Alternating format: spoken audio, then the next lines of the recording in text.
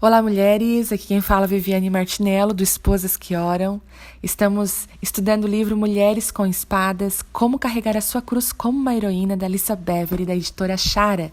Hoje estamos no áudio 26, o nosso último áudio desse livro maravilhoso. Vamos lá? Sigam! Jesus fez o bem e curou a todos que estavam oprimidos pelo diabo, porque Deus estava com ele. Não existe razão para escolher entre a justiça social e a justiça sobrenatural. Jesus fez as duas coisas. Vamos retirar o nosso nome da equação, chamá-lo Emanuel, Deus conosco, e fazer o mesmo. Existe uma necessidade evidente de redenção em todos os aspectos da condição humana. A palavra redenção é muito rica e, por definição, inclui salvação, troca, libertação, resgate, inovação, restauração e recuperação. A necessidade de tudo isso foi de alguma forma reduzida. Expresse a cruz dessa redenção que você recebeu a outras pessoas através da sua vida diária. Novamente, Jesus mostrou às pessoas, ao falar a verdade, alimentar o faminto, expulsar os demônios, curar o doente, confrontar a religião e ressuscitar o morto, que elas eram redimidas. Diga-nos, os redimidos do Senhor, o que eles resgatou da mão do inimigo, Salmo 107, 2. Após esta admoestação no Salmo 107, registra uma lista de circunstâncias que preocupavam o povo de Deus. Esta lista irá encorajá-la a saber que você não está sozinha. Então você deve ler todo o capítulo. Ele é longo demais para ser colocado nessas páginas. Saiba que se você estragou as coisas ou foi para um lamaçal por circunstâncias que não são sua culpa, Deus é aquele que nos redime. Independentemente de como nos metemos em problemas, Ele nos conduz ao seu lugar de bondade. Apenas Ele tem o poder de salvar e nós, que fomos redimidas, devemos repetir isso em concordância. Essa é uma outra maneira como levamos a nossa cruz. Pois não deixarás a minha alma na morte e nem permitirás que o seu santo veja corrupção. Tu me farás ver os caminhos da vida. Há na tua presença plenitude de alegria, na tua destra delícias perpetuamente. Salmos 16, 10. As palavras são de Davi, mas a promessa foi primeiro de Cristo e agora é nossa. Sigam. Não importa onde você esteja nesse momento, essa é a promessa do redimido. Esse é o poder da cruz. Que outro símbolo tem o poder de proclamar o evangelho com a cruz? O sacrifício de Cristo na cruz curou sua vida, seu corpo, seus relacionamentos. Você crê que Ele ainda tem o poder para curar toda doença e aflição? Sabemos que Jesus é o mesmo ontem, hoje e para sempre.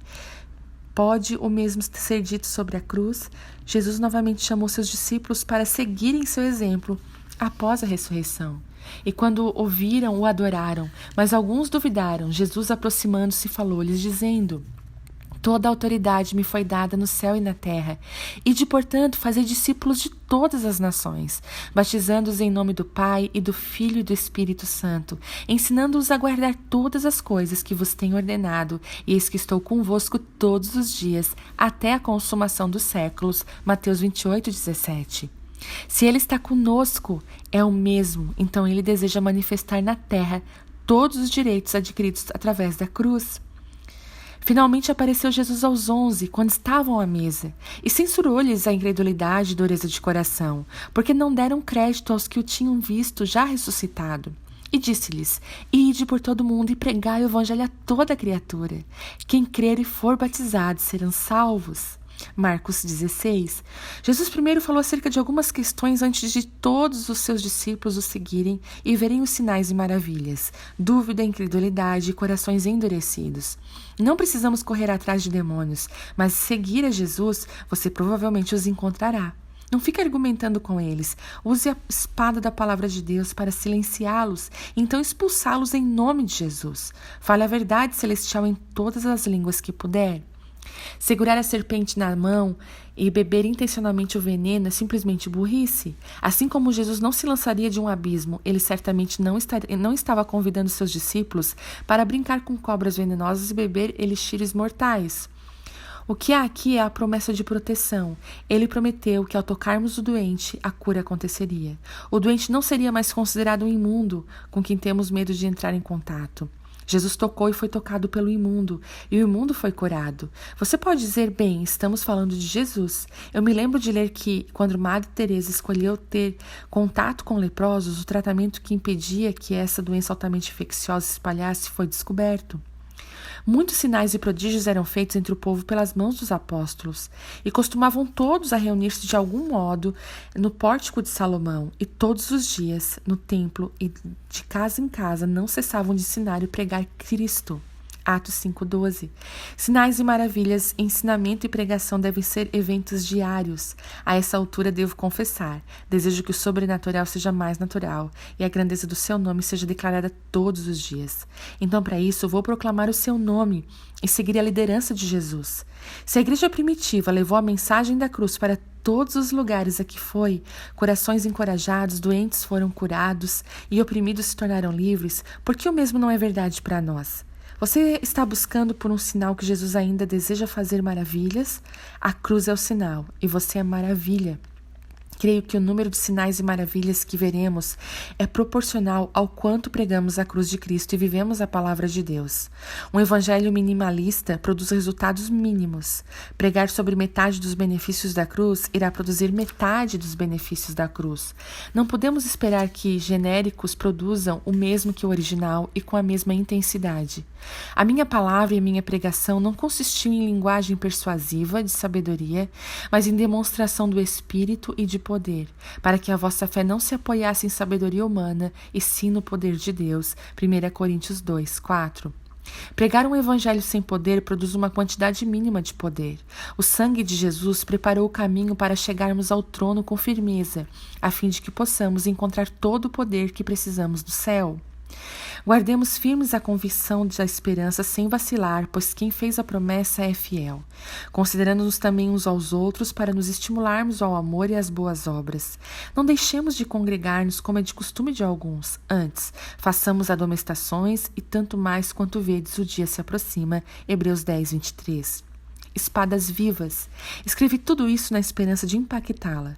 Por muito tempo temos apenas acarinhado as pessoas e feito cócegas na imaginação humana com nossos pequenos truques. É hora de estendermos nosso raio de alcance e tornar-nos a espada de Deus. Voltem para casa, prisioneiros cheios de esperança. Nesse dia estou prometendo um presente duplo. Tudo que vocês perderam voltará em dobro. Judá é agora a minha arma, o arco que vou estender, e vou usar Efraim como flecha. Vou despertar os seus filhos, ó Sião, para combater os seus filhos, ó Grécia, e a partir de agora o povo será a minha espada. Zacarias 9:12. Assim como Jesus foi a palavra do Pai feita em carne, nossa vida precisa se tornar a palavra de Jesus feita carne, porque a palavra de Deus é a espada do Espírito, e Jesus foi a palavra feita carne, como seu corpo, nós também nos tornamos espadas vivas. Fazes a teus anjos ventos e aos teus ministros as labaredas de fogo. Salmo 104:4.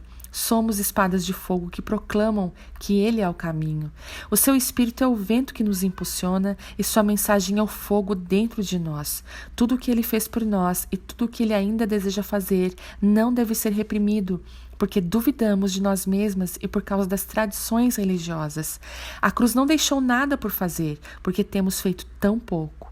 A cruz lhe dá a condição de ser heroína. Você deve carregá-la com esperança em seu coração, fé para o impossível e amor por toda a humanidade. Os discípulos não tiveram tempo ou mesmo espaço para registrar todas as coisas que Jesus fez. Há, porém, ainda muitas outras coisas que Jesus fez. Se todas elas fossem relatadas uma por uma, creio que nem no mundo inteiro caberiam os livros que seriam escritos. João 21:25. Isso significa o quanto maravilhas de Jesus é imensurável. Mesmo assim, creio que cada uma de nós foi escolhida como uma expressão viva de suas maravilhas. À medida que nos tornamos uma com Ele, como Ele é com o Pai, então o mundo verá sua noiva em plena estatura e muitos serão ganhos. Filha de Deus, pare de ser um reflexo de si mesma, negue essas limitações e seja um reflexo dele. Diariamente, lembre-se da sua bondade, redenção e misericórdia. Ouça o Espírito Santo enquanto você leva tudo que a cruz nos proporcionou para aqueles que esperam cheios de esperança. Leia e recite os versículos do nosso Rei até que eles fluam em todas as áreas de sua vida ao longo do caminho. Amada, não pense mais em si mesma como um alvo, porque você foi escolhida desde o início para ser uma espada erguida na mão do Senhor. Viva como uma heroína e você dará um golpe certeiro no inimigo e os cativos serão livres. Os homens disseram que a cruz de Cristo não foi heróica, mas quero dizer a você que a cruz de Jesus Cristo colocou mais heroísmo nas almas dos homens do que qualquer outro evento da história da humanidade. Mulheres, esposas que oram, hoje nós terminamos então o livro Mulheres com Espadas e eu espero que tenha sido bênção para cada mulher que recebeu, que está em outra nação, brasileiras espalhadas pelo mundo, a todas as mulheres que tiveram grupos, que espalharam esses áudios, que esses áudios possam ser como flechas enviadas para todas as nações e que mulheres se levantem com sua espada e mais do que isso, que sejam a espada na mão do Senhor. Que Deus abençoe a cada uma de vocês.